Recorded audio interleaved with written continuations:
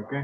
So what Rutherford comes to the conclusion is this positive charge is not distributed all over the atom. Throughout the atom, it is distributed agila, but instead of that, it is located at the center.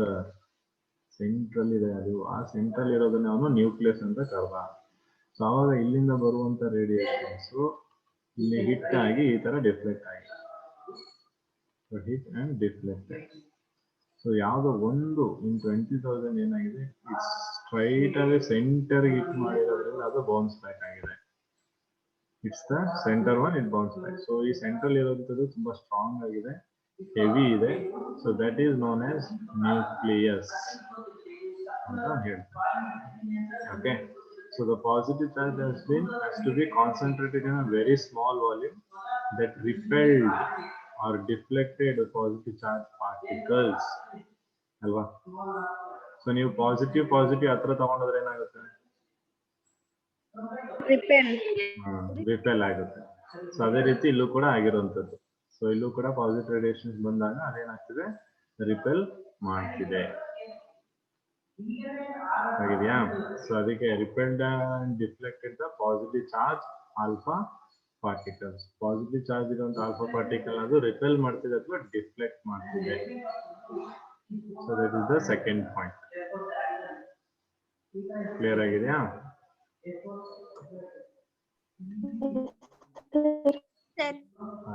Good. So we'll just have one video related to this.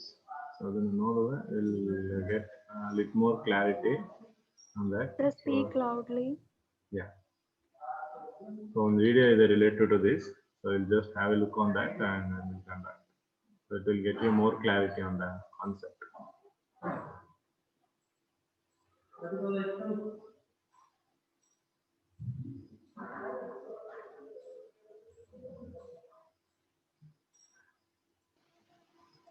The plum pudding model of an atom was one of the most widely accepted models all over the world for understanding the structure of the atom. However, several experiments performed by scientists to study the atomic structure showed astonishingly different results.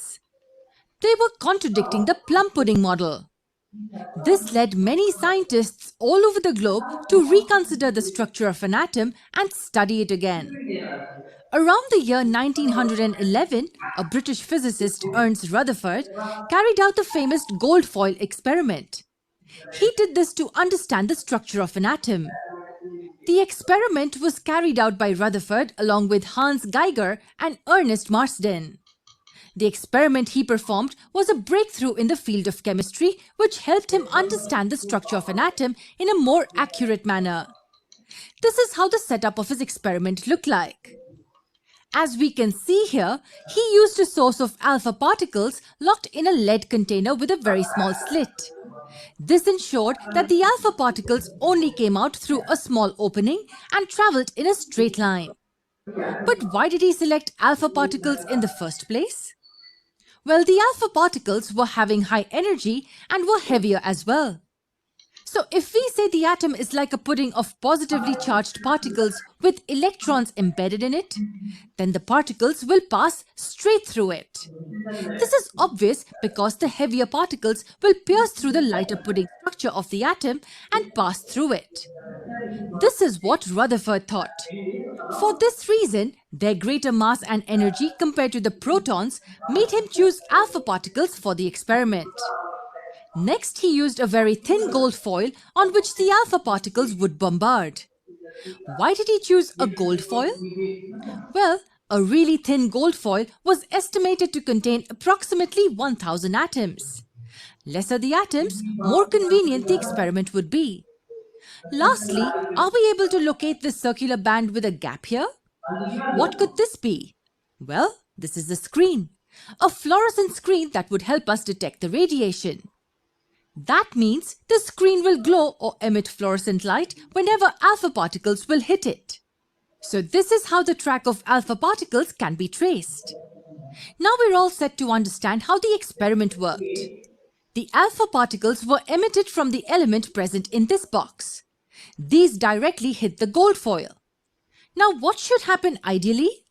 As we know, the Thomson's model suggested that an atom is a sphere of positive charge with negative electrons embedded inside it. That means it is expected that the alpha particles will pass right through the atoms and hit the detector straight. And why so? Because the mass of alpha particles is heavier than the mass of positive charges. That means they should directly hit the atom and move ahead through it. Only a very small deviation would probably be acceptable in this case.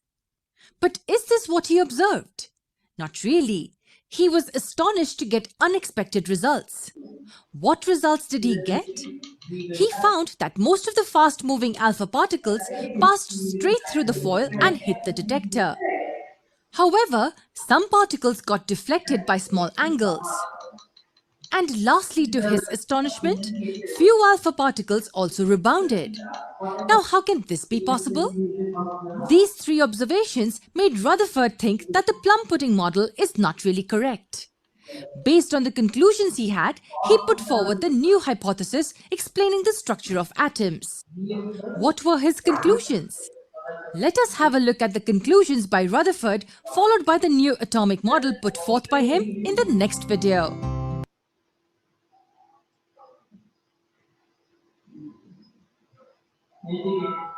So that's all about experiment and observations what he had made. So now we'll see the Rutherford's gold foil experiment gave him interesting results. What results did he get, by the way? Let me recall them for you. He found that most of the fast-moving alpha particles passed straight through the foil and hit the detector. However, some particles got deflected by small angles. And lastly, to his astonishment, few alpha particles also rebounded. Now, how can this be possible? These three observations made Rutherford think that the plum pudding model is not really correct. Let us take a simplified example to understand the inferences first. Let us imagine that we have a ball made up of cotton. The cotton in the ball is very sparsely distributed and has an extremely tiny circle or sphere located at the center. This sphere is quite hard and dense. So hard that it can even resist a bullet shot against it. Now, what will happen if you shoot many bullets across this cotton ball? Most of them will travel straight through the cotton surface. What will happen if a bullet hits the edge of the central heavy mass? In this case, the bullet will slightly change their path and get deviated. So looking at the size of the central mass, it's obvious that only some of the bullets will get deviated. Lastly, what happens when a bullet hits the center directly? Needless to say, it will bounce back, because we know that the central dense mass is too hard for the bullet to pass through. So very few bullets will bounce back. This is analogous to what Rutherford had inferred about the atomic structure. His first conclusion was that most of the space inside an atom is empty. This is because most of the alpha particles could easily pass through the atoms and hit the detector straight. Now, if most of the space is empty inside an atom, then where is the positive charge located? Well, that's the second conclusion. The positive charge is compactly packed in a tiny entity. This occupies an extremely small space inside the atom. Now, why did he think so? Let's go back to our cotton ball and bullet example. Can you recall the second and the third case? Yes, the bullets get deviated on hitting the tiny sphere of the edge, and they will rebound when they hit the center. Same explanation holds true for this. A few alpha particles get deviated. That means there is a possibility that these hit the edge of the positive center. Yes, and one more possibility is that they get deviated because the positive center repels the alpha particles as they're also positively charged. Also, a very small number of alpha particles rebounded. That means there is a possibility that these alpha particles had directly hit the positive center. But since the number of these rebounding particles is too small, it explains that the volume occupied by the positive center is also very small. If the space occupied would have been big enough, then the number of alpha particles bouncing back would also be greater. So let's say there are gold particles in the foil. He found that most of the rays pass straight through the atoms. A few rays change their path and get deflected. Lastly, very few particles bounce back. These results compelled Rutherford to come up with a new nuclear model. Let's have a look at the hypothesis put forward by him. Firstly, there's a positively charged center in an atom called nucleus. Nearly all the mass of an atom resides in the nucleus. Secondly, the electrons revolve around the nucleus in circular paths. Thirdly, the size of the nucleus is very small compared to the size of an atom. However, theoretically, there were many flaws in the hypothesis. Let's have a look at the drawbacks in Rutherford's hypothesis in the next video. Also, So I hope that video was very useful to imagine what you have learned in the last class and what we just now discussed. So related to that, it was there. So completely, what are the conclusion that Rutherford had, and what are the observations that Rutherford had made, and what was his hypothesis as well. So you people clear with that? Any doubts? Drawbacks video. Drawbacks have to start. So drawbacks will start today. Then for that also we have one more video. Sir ಅವರು proton centre ಅಲ್ಲಿ ಇದೆ ಅಂತ prove ಮಾಡಿದ್ರು, electron revolve ಆಗುತ್ತೆ ಅಂತ ಹೆಂಗ್ prove ಮಾಡ್ತಾರೆ? ಅದನ್ನೇ ಇವಾಗ ಎಲೆಕ್ಟ್ರಾನ್ ರಿವಾಲ್ವ್ ಆಗುತ್ತೆ ಹೆಂಗೆ ಅನ್ನೋದು ನಾನು ಈಗ ಹೇಳ್ತೀನಿ ನಿಮ್ಗೆ. ಓಕೆನಾ? ಈಗ ಆಕ್ಚುಲಿಗೆ ನೋಡಿ, ಸಿಂಪಲ್ ಅದು.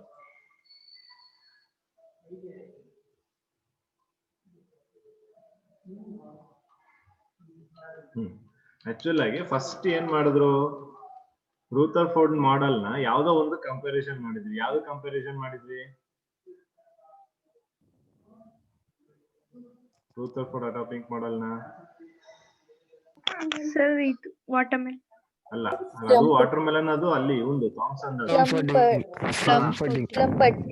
ಅದು ಥಾಮ್ಸನ್, ಎರಡುವೇ Thomson, plum pudding water melon Thomson. Sir cricket court ಅಲ್ಲಿ ಬಾಲ್ ಇಟ್ರೆ ಅದು ನಾನು ನ್ಯೂಕ್ಲಿಯಸ್ ಸೈಜ್ ಹೇಳಕ್ ಹೇಳಿದ್ದು, ನ್ಯೂಕ್ಲಿಯಸ್ ಸೈಜ್ ಹೇಳಕ್ಕೆ ಅದನ್ನ ಹೇಳಿದೆ. But Rutherford atomic model exactly resembles of ಅಲ್ಲ.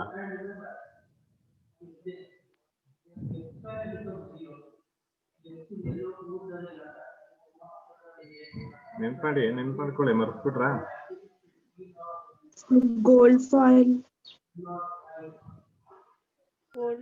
ಸರ್ ಸೋಲಾರ್ ಸಿಸ್ಟಮ್ ಹೇಳಿದ್ನ ಇಲ್ವಾ?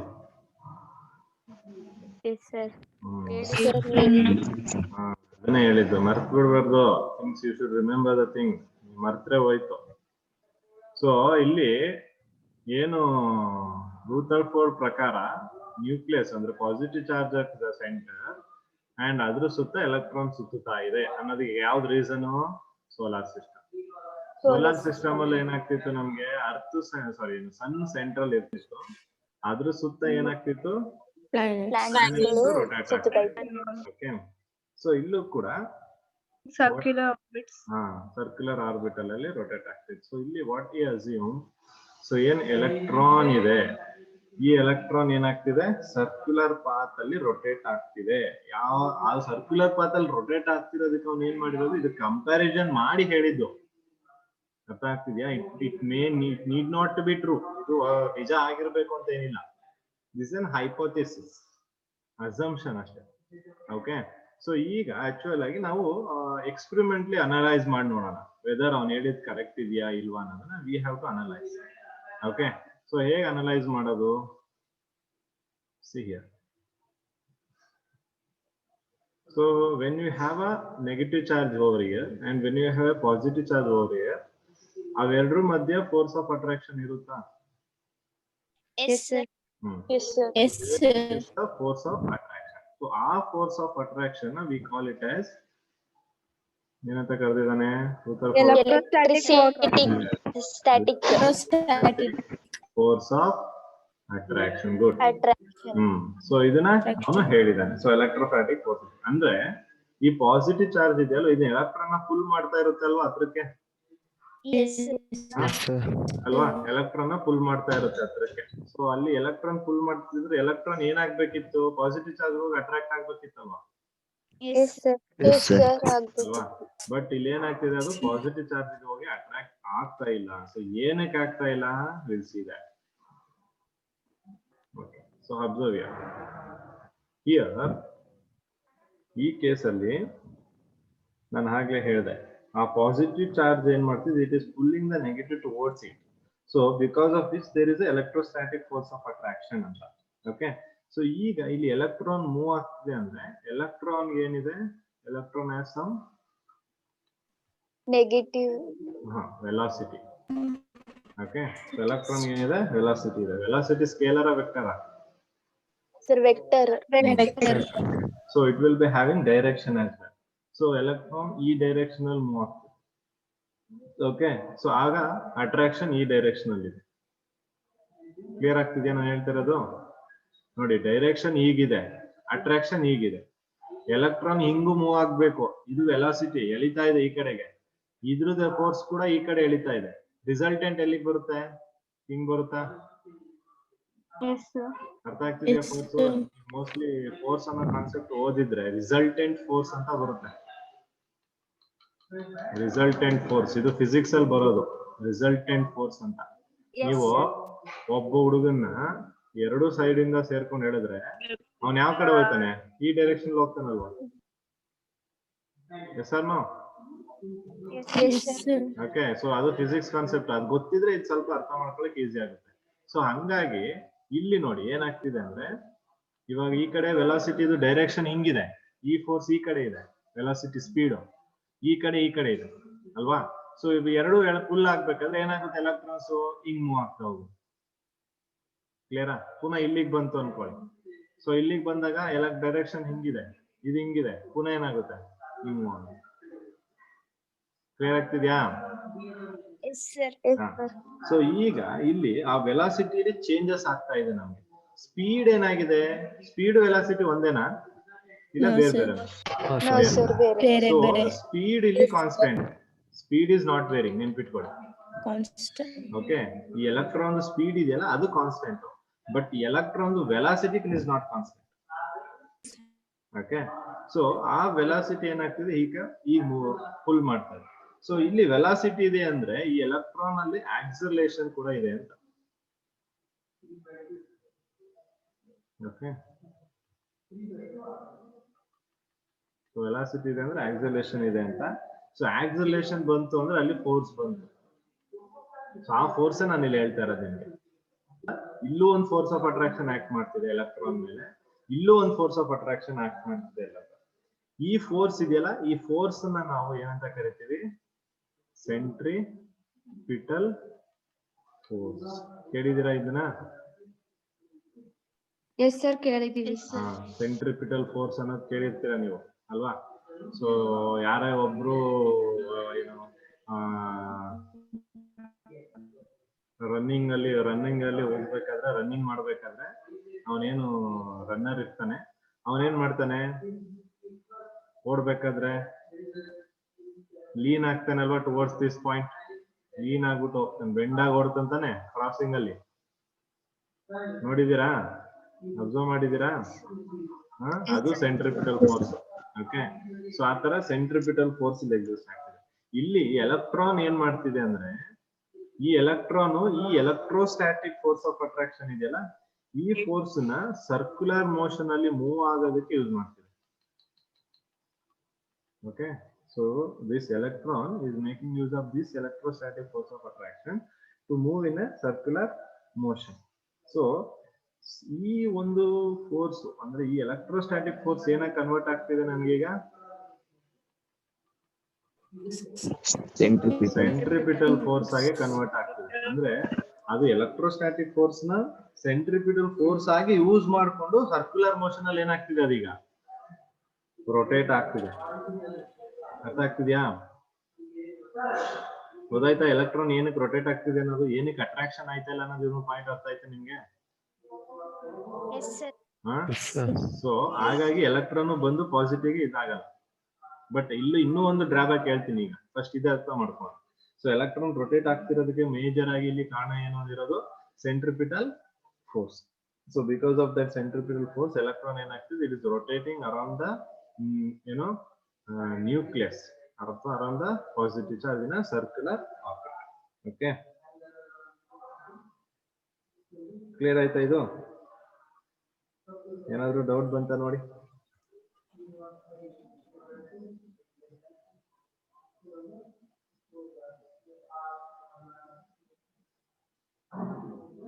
ಕ್ಲಿಯರ್ ಆಯ್ತಾ ಇಲ್ವಾ? ಕ್ಲಿಯರ್ ಆಯ್ತು. ಹಾ, ಓಕೆ. ಸೊ ಈಗ ಈ ಕೇಸಲ್ಲಿ ಏನು ಅಬ್ಸರ್ವ್ ಮಾಡಿದ್ವಿ ನಾವು? So because of the centrifugal force electron ಏನಾಗಿದೆ, it is rotating in a circular path ಅಂತ ನಮ್ಗೆ ಗೊತ್ತಾಯ್ತು. ಸೊ ನೆಕ್ಸ್ಟ್ ಈ ಸರ್ಕ್ಯುಲರ್ ಪಾತ್ ಅಲ್ಲಿ ಇದು ಹೀಗೆ ರೊಟೇಟ್ ಆಗ್ತಿದ್ರೆ ಏನ್ ಪ್ರಾಬ್ಲಮ್ ಆಗುತ್ತೆ? ಸೊ ಅದಕ್ಕೆ ಈಗ ನಾವು ಡ್ರಾಬ್ಯಾಕ್ ಬರ್ತೀವಿ.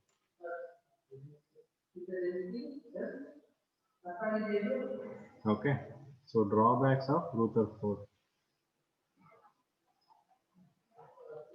ಸೊ ಡ್ರಾಬ್ಯಾಕ್ ನ ಸ್ಟಡಿ ಮಾಡ್ಬೇಕಂದ್ರೆ ನಾವಿಲ್ಲಿ ಮ್ಯಾಕ್ಸ್ವೆಲ್ ಥಿಯರಿ ಅಂತ ಒಂದು. Okay, Maxwell theory. ಸೊ ಏನಿದು Maxwell theory? What does this Maxwell theory states? So Maxwell theory ಏನ್ ಸ್ಟೇಟ್ ಮಾಡುತ್ತೆ ಅಂದ್ರೆ, ಎನಿ ಬಾಡಿ ಅಥವಾ any charged particle, you can take it as any charge particle, any charge particle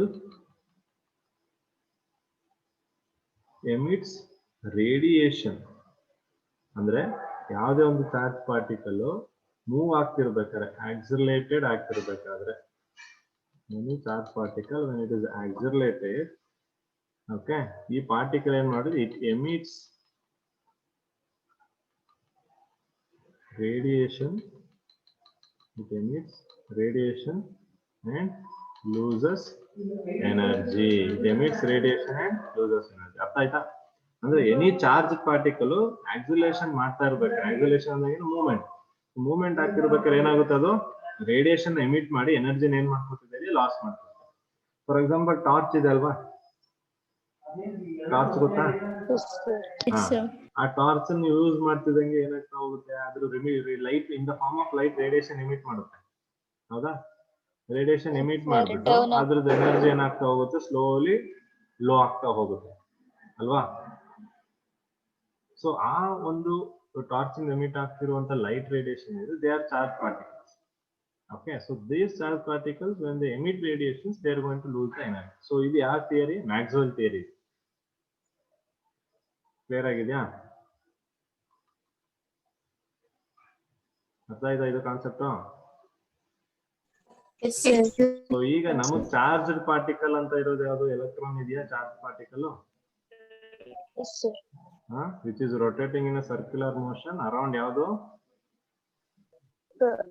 nucleus ಅಲ್ವಾ? So ಈಗ ಇದು charged particle rotate ಆಗ್ತಿದೆ ಅಂದ್ರೆ ಇದು ರೇಡಿಯೇಷನ್ ಎಮಿಟ್ ಮಾಡುತ್ತಾ? ಇದು ರೇಡಿಯೇಷನ್ ಎಮಿಟ್ ಮಾಡ್ತಿದೆ ಅಂದ್ರೆ ಎನರ್ಜಿ ಏನಾಗುತ್ತೆ ಇದ್ರದ್ದು? ಲಾಸ್ ಆಗುತ್ತೆ ಅಲ್ವಾ? ಸೊ ಹಂಗಾದ್ರೆ ನಾವು ಮ್ಯಾಕ್ಸ್ವೆಲ್ ಥಿಯರಿ ಪ್ರಕಾರ ಅಸ್ಯೂಮ್ ಮಾಡಿದ್ರೆ ಈ ಎಲೆಕ್ಟ್ರಾನ್ ಏನಾಗುತ್ತೆ ಹೇಳಿ? ಎನರ್ಜಿ ಲಾಸ್ ಆಗಿ ಏನಾಗುತ್ತೆ ಫೈನಲ್ ಆಗಿ ಇಲ್ಲಿಗೆ ಬಂದು ಬಿದ್ದೋಗ್ಬಿಡ್ತದೆ. ಓಕೆ, ಅರ್ಥ ಆಯ್ತಾ ಕಾನ್ಸೆಪ್ಟ್? ಎಲೆಕ್ಟ್ರಾನ್ ನ್ಯೂಕ್ಲಿಯಸ್ ಸುತ್ತ ತಿರುಗ್ತಾ ಇರುತ್ತೆ, ಎನರ್ಜಿ ಲಾಸ್ ಆಗಿ ಏನಾಗುತ್ತೆ ಅದು ಕೊನೆಗೆ it will fall into the nucleus. ಯಾವಾಗ ಎಲೆಕ್ಟ್ರಾನ್ ನ್ಯೂಕ್ಲಿಯಸ್ ಒಳಗಡೆ ಬೀಳುತ್ತೆ, ನ್ಯೂಕ್ಲಿಯಸ್ ಒಳಗಡೆ ಬಿದ್ರೆ ಇಟ್ ಲೀಡ್ಸ್ ಟು ಎಕ್ಸ್ಪ್ಲೋಷನ್. ಅರ್ಥ ಆಗ್ತಿದ್ಯಾ? ಸೊ ಮ್ಯಾಕ್ಸ್ವೆಲ್ ಥಿಯರಿ ಪ್ರಕಾರ ಚಾರ್ಜ್ ಪಾರ್ಟಿಕಲ್ ಇದೆ ಅಂದ್ರೆ ಅದು ಎನರ್ಜಿ ಲಾಸ್ ಮಾಡ್ಕೊಳ್ಳುತ್ತೆ, ಲಾಸ್ ಮಾಡ್ಕೊಂಡಾಗ ಅದು ಬಂದು ನ್ಯೂಕ್ಲಿಯಸ್ ಒಳಗೆ ಬೀಳುತ್ತೆ, ನ್ಯೂಕ್ಲಿಯಸ್ ಒಳಗೆ ಬಿದ್ರೆ ಎಕ್ಸ್ಪ್ಲೋಷನ್ ಆಗುತ್ತೆ. ಸೊ ಹಾಗಾದ್ರೆ ಎಲ್ಲಾ ಆಟಮ್ಗಳ ಸ್ಟೆಬಿಲಿಟಿ ಏನಾಗುತ್ತೆ?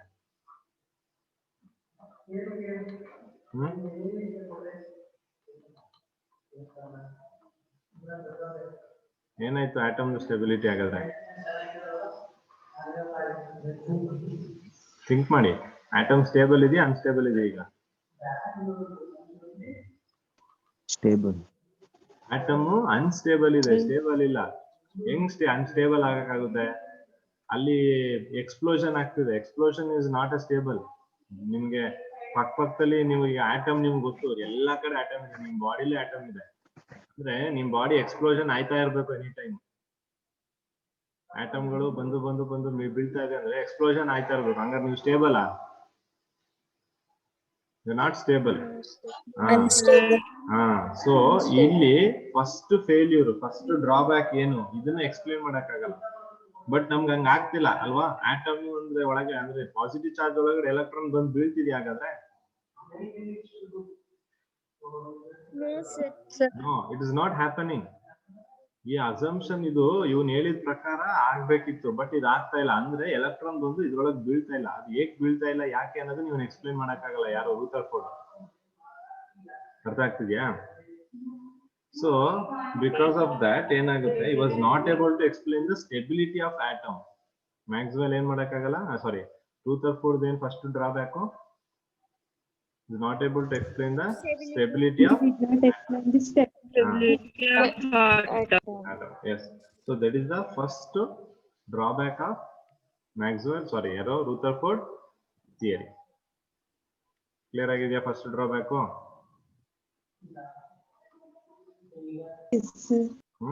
Okay.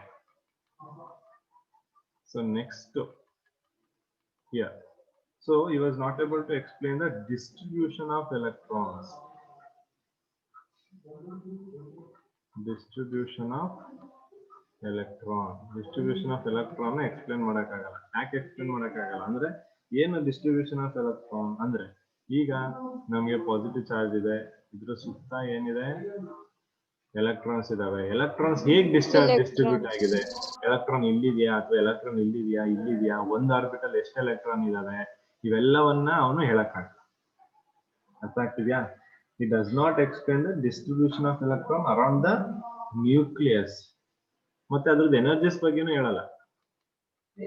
ಯಾಕೆಂದ್ರೆ ಇಲ್ಲಿ ಎನರ್ಜಿ ಲಾಸ್ ಆಗ್ತಿದೆ ಅಂತ ಹೇಳ್ತಿದೀವಿ ಅಲ್ವಾ? ಸೊ ಎಷ್ಟು ಎನರ್ಜಿ ಲಾಸ್ ಆಗ್ತಿದೆ, ಆಕ್ಚುಲಿ ಎಲೆಕ್ಟ್ರಾನ್ ಎಷ್ಟು ಎನರ್ಜಿ ಇತ್ತು, ಅವೆರಡನ್ನೂ ಹೇಳಕ್ಕಾಗಲ್ಲ. The distribution of electron around the nucleus and energies of them. So energies of electron, ಇವೆರಡರ ಬಗ್ಗೆ ಅವನು ಎಕ್ಸ್ಪ್ಲೇನ್ ಮಾಡಕ್ಕಾಗಲ್ಲ. ಸೊ ಫಸ್ಟ್ ಡ್ರಾಬ್ಯಾಕ್ ಏನು, he was not able to explain the stability of an atom. Second drawback, he was not able to explain the distribution of electron around the nucleus and energies of electron. Clear ಆಗಿದೆಯಾ? ಎರಡು drawback ಅರ್ಥ ಆಯ್ತಾ? Yes, sir. Okay. So next to last ಒಂದು drawback ಏನಿದೆ ಅಂದ್ರೆ, he cannot explain line spectrum. You cannot explain line spectrum, that is discrete spectrum. Okay. So ಏನಿದು spectrum? ಕೇಳಿದಿರ spectrum ಅಂದ್ರೆ word? ಕೇಳಿಲ್ಲ, ಬಟ್ ನೀವು ನೋಡಿರ್ತೀರ. ನೀವು ಕೇಳಿಲ್ಲ, ಬಟ್ ನೀವು ನೋಡಿರ್ತೀರ. ಬಟ್ ನಾನು ಹೇಳಿದಾಗ ಹೌದಲ್ವಾ, ಇದಲ್ವಾ, ಅದಲ್ವಾ ಅಂತ ಹೇಳ್ತೀರ. ಓಕೆ. ಸೊ ಈಗ ನಿಮ್ಗೆ ನಿಮ್ಮ ಲೋವರ್ ಕ್ಲಾಸಸ್ ಅಲ್ಲಿ ಒಂದು ಎಕ್ಸ್ಪೆರಿಮೆಂಟ್ ಇದೆ. ಒಂದು ಪ್ರಿಸಮ್ ನ ಇಡುವಂತದ್ದು. ಆ ಪ್ರಿಸಮ್ಗೆ ಏನ್ ಮಾಡ್ತಾರೆ, ವೈಟ್ ಲೈಟ್ ನ ಪಾಸ್ ಮಾಡುವಂತದ್ದು. ಸೊ ವೈಟ್ ಲೈಟ್ ನ ಪಾಸ್ ಮಾಡಿದಾಗ ನಿಮ್ಗೆ ಏನ್ ಕಾಣಿಸುತ್ತೆ? ವಿಬ್ರಯರ್ ಕಾಣಿಸಿದೆ ಅಲ್ವಾ? ಅಲ್ವಾ? ಈ ವಿಬ್ ಗಯಾರ್ ಏನ್ ಬರುತ್ತೆ, ಇದನ್ನೇ ನಾವು ಸ್ಪೆಕ್ಟ್ರಮ್ ಅಂತ ಕರೆಯುವಂಥದ್ದು. ಈಗ ಇಲ್ಲಿ ಬೇರೆ ಬೇರೆ ಕಲರ್ ಬರುತ್ತೆ ನೋಡಿ, ವಿಬ್ ಗಯಾರ್ ಅಂತ ಗೊತ್ತಿದ್ಯಾ? ಆ ವಿಬ್ ಗಯಾರ್ದು ಒಟ್ಟಿಗೆ ಬರುತ್ತೆ ನೋಡಿ. ಈಗ ಇಲ್ಲೊಂದ್ ಕಲರ್, ಇಲ್ಲೊಂದ್ ಕಲರ್, ಇಲ್ಲೊಂದ್ ಕಲರ್ ಅಂತ ಬರುತ್ತೆ ನೋಡಿ.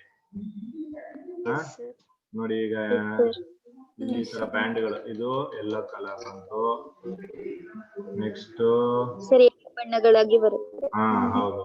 ಇದನ್ನು ನೋಡಿ. ಇನ್ನು ಬೆಸ್ಟ್ ಅಂದ್ರೆ ನೀವು ಇದನ್ನೇ ನೋಡ್ಬಿಟ್ಟಿರ್ತೀರಲ್ಲಪ್ಪ, ಏನದು ರೈನ್ಬೋ. ರೈನ್ಬೋ ಕೂಡ ಸ್ಪೆಕ್ಟ್ರಮ್. ಅರ್ಥ ಆಯ್ತಾ? ಅದನ್ನ ನಾವು ಸ್ಪೆಕ್ಟ್ರಮ್ ಅಂತ ಕರಿತೀವಿ. ಸೊ ಇಲ್ಲಿ ಏನಾಗುತ್ತೆ ಅಂದ್ರೆ ನೋಡಿ, ಒಂದು ಗ್ಯಾಸ್ ನ ತಗೋತಾರೆ, ಒಂದು ಕಂಟೈನರ್, ಒಂದು ಗ್ಲಾಸ್ ಟ್ಯೂಬ್ ಒಳಗಡೆ. ಈ ಗ್ಲಾಸ್ ಟ್ಯೂಬ್ ಒಳಗಡೆ ಏನಿದೆ, ಇದು ಗ್ಯಾಸ್ ಪಾರ್ಟಿಕಲ್. ಓಕೆ. ಈ ಗ್ಯಾಸ್ ಪಾರ್ಟಿಕಲ್ ಗೆ ಅವ್ರು ಏನ್ ಮಾಡ್ತಾರೆ, ವೈಟ್ ಲೈಟ್ ನ ಪಾಸ್ ಮಾಡ್ತಾರೆ. ಇಲ್ಲಿ ಮೇಲೆ ನೀವು ನೋಡ್ಬೋದಾಗಿರೋದು ಪ್ರಿಸಮ್ಗೆ. ಓಕೆ, ಇಲ್ಲೇನಿದೆ? Gas particles. ಪಾರ್ಟಿಕಲ್ಸ್. ಯಾವಾಗ ಈ ತರ ವೈಟ್ ಲೈಟ್, ಲೆಟ್ಸ್ ಈಗ ಇಲ್ಲಿ ನಾನು ಹೈಡ್ರೋಜನ್ ಗ್ಯಾಸ್ ತಗೊಂಡಿದ್ದೀನಿ, ಓಕೆನಾ? ಹೈಡ್ರೋಜನ್ ಗ್ಯಾಸ್ ಇದ್ರೊಳಗೆ ತಗೊಂಡಿದ್ದೀನಿ. ಸೊ ಯಾವಾಗ ನಾನು ಈ ವೈಟ್ ಲೈಟ್ ನ ಪಾಸ್ ಮಾಡ್ತೀನಿ, ಅವಾಗ ನನಗೂ ಇಲ್ಲಿ ಕೆಲವೊಂದು ಲೈಟ್ ಗಳು ಹೊರಗಡೆ ಬರುತ್ತೆ. ಓಕೆ, ಇಲ್ಲಿ ಹೇಗ್ ಬರುತ್ತೆ ಲೈಟ್ ಗಳಂದ್ರೆ, ನಮ್ಗೆ 7 ಕಲರ್ ಏನಿದೆ 7 ಕಲರ್ ಬರಲ್ಲ. Okay, some colours are disappeared here. Yes or no? Yes, sir. Okay. ಅರ್ಥ ಆಗ್ತಿದೆ ಇದು? Some color are going to be disappeared here. So ಈ white light ಇದ್ರ ಬಗ್ಗೆ ನಾವು ಇನ್ನೂ ಡೆಪ್ತ್ ಸ್ಟಡಿ ಮಾಡಕ್ಕಿದೆ, but just I am giving you introduction of it. So white light when it hits the gas particles here, ಯಾವ gas? Hydrogen. So ಅವಾಗ ಏನಾಗುತ್ತೆ, ಎಲ್ಲಾ ಕಲರ್ ಬರಂಗಿಲ್ಲ. ಈಗ ನೀವು ಇಲ್ಲಿ ಪ್ರಿಸಮ್ ಅಲ್ಲಿ ಪಾಸ್ ಮಾಡಿದ್ರೆ ನಿಮ್ಗೆ ಆಲ್ಮೋಸ್ಟ್ ಎಲ್ಲಾ ಕಲರ್ ಕಾಣಿಸುತ್ತೆ ಅಲ್ವಾ? ಬಟ್ ಇಲ್ಲಿ ಏನಾಗುತ್ತೆ, ನಿಮ್ಗೆ ಎಲ್ಲಾ ಕಲರು ಕಾಣಿಸಲ್ಲ. ಕೆಲವೊಂದು ಕಲರು ಡಿಸಪಿಯರ್ ಆಗಿರುತ್ತೆ, ಕೆಲವು ಕಲರು ಡಾರ್ಕ್ ಕಾಣಿಸ್ತಿರುತ್ತೆ. ಅರ್ಥ ಆಗ್ತಿದ್ಯಾ?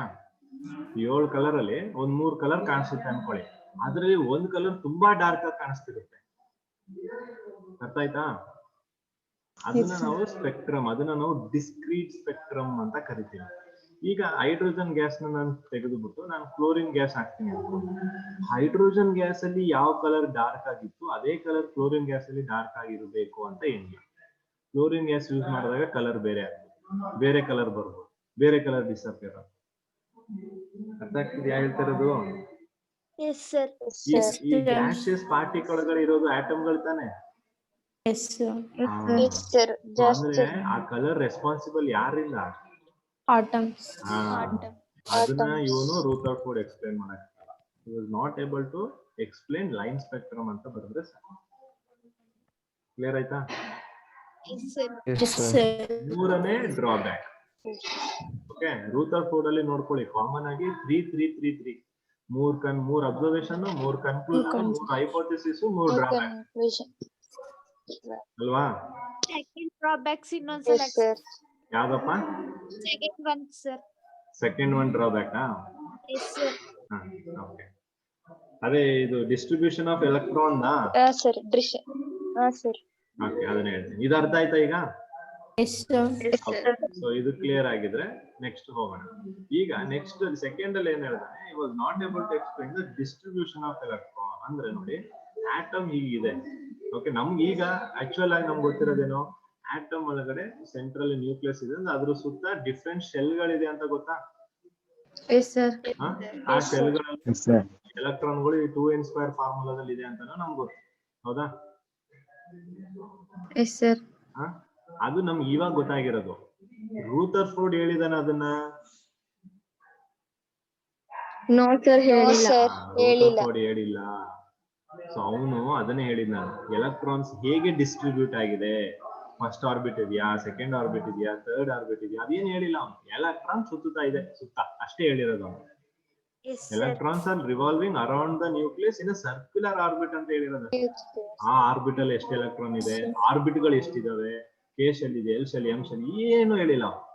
ಸೊ ಅದನ್ನ ಡಿಸ್ಟ್ರಿಬ್ಯೂಷನ್ ಹೆಂಗಾಗಿದೆ ಎಲೆಕ್ಟ್ರಾನ್ಗಳು ಅಂತ ಹೇಳಿಲ್ಲ ಅಲ್ವಾ? ಆಮೇಲೆ ನಾವ್ ಹೇಳಿದ್ ನಮ್ಗೆ ಗೊತ್ತು, ಎಲೆಕ್ಟ್ರಾನ್ ಇಲ್ಲಿಂದ ಇಲ್ಲಿಗೆ ಜಂಪ್ ಆಗುತ್ತೆ ಅಂತ. ಗೊತ್ತಾ? ಗೊತ್ತಿಲ್ಲ ಅಂದ್ರೆ ನಿಮ್ಗೆ ಹೋಗ್ತಾ ಹೇಳ್ತೀನಿ. ಎಲೆಕ್ಟ್ರಾನ್ ಯಾವಾಗ ಎನರ್ಜಿ ಕಳ್ಕೊಳ್ಳುತ್ತೆ ಅವಾಗ ಲೋವರ್ ಬಂದ್ ಎನರ್ಜಿ ಬರುತ್ತೆ. ಅರ್ಥ ಆಗ್ತಿದ್ಯಾ? ಸೊ ಇದನ್ನು ಅವ್ನು ಎಕ್ಸ್ಪ್ಲೇನ್ ಮಾಡಕ್ಕಾಗಲ್ಲ, ಈ ಎನರ್ಜಿ ಚೇಂಜಸ್ ನ ಅವ್ನು ಎಕ್ಸ್ಪ್ಲೇನ್ ಮಾಡಕ್ಕಲ್ಲ. ಯಾಕಂದ್ರೆ ಎಲೆಕ್ಟ್ರಾನ್ ಎನರ್ಜಿ ಎಷ್ಟು ಅಂತ ಅವ್ನು ಹೇಳಿರಲ್ಲ. ಓಕೆ, ಸೊ ಅದಕ್ಕೋಸ್ಕರ he was not able to explain distribution of electrons around the nucleus and does not tell anything about their energies. ಗೊತ್ತಾಯ್ತಾ? Yes sir. ಸೊ ಅದು ಅವನ 3 drawbacks. Is that clear? Yes, sir. Yes, sir. Okay. So ಇದಿಷ್ಟು ರೂಥರ್ಫೋರ್ಡ್ atomic model ತುಂಬಾ important.